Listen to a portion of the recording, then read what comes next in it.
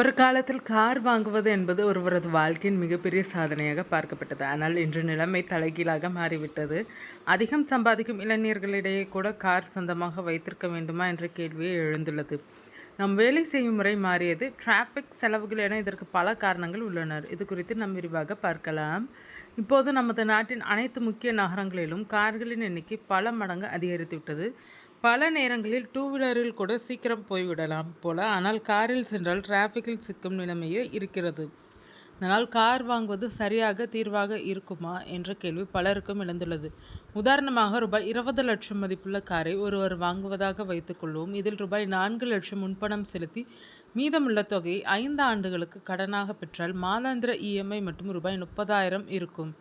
ஆனால் காருக்கான செலவு இதோடு முடிவதில்லை. தினமும் 50 முதல் 70 கிலோமீட்டர் பயணம், வார இறுதி சுற்றுலா என மாதம் எரிபொருள் செலவு தனி. மேலும் இன்சூரன்ஸ் பராமரிக்கும் கணிசமாக செலவாகும்.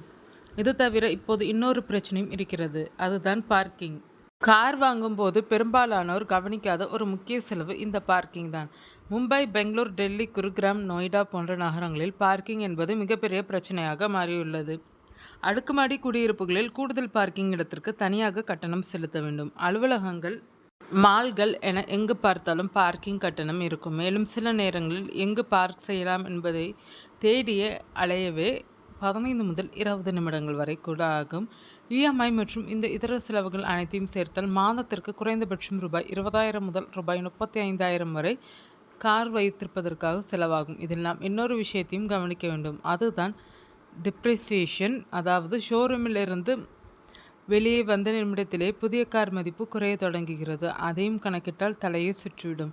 மறுபுறம் கார் வாங்காமல் அலுவலகம், வார இறுதி சுற்றுலா என அனைத்திற்கும் டாக்ஸி பயன்படுத்தினால் மாதத்திற்கு சுமார் ரூபாய் 20,000 முதல் 25,000 வரை செலவாகும். எவ்வளவு பயணிக்கிறோம் என்பதை பொறுத்து இந்த தொகை மாறுபடும்.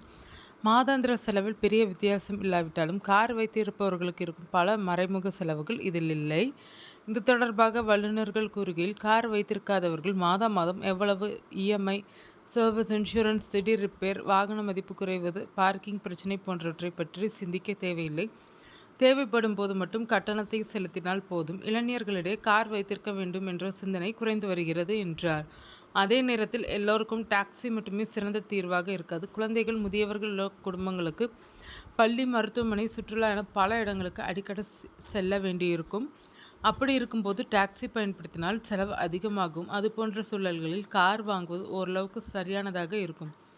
அதேபோல் தினமும் நீண்ட தூரம் பயணம் செய்பவர்கள் அல்லது அதிகாலை, நள்ளிரவு நேரங்களில் வெளியே செல்ல வேண்டியவர்கள், டாக்ஸி சரிவர கிடைக்காத பகுதிகளில் வசிப்பவர்கள் சொந்த கார் தான் சரியாக இருக்கும்.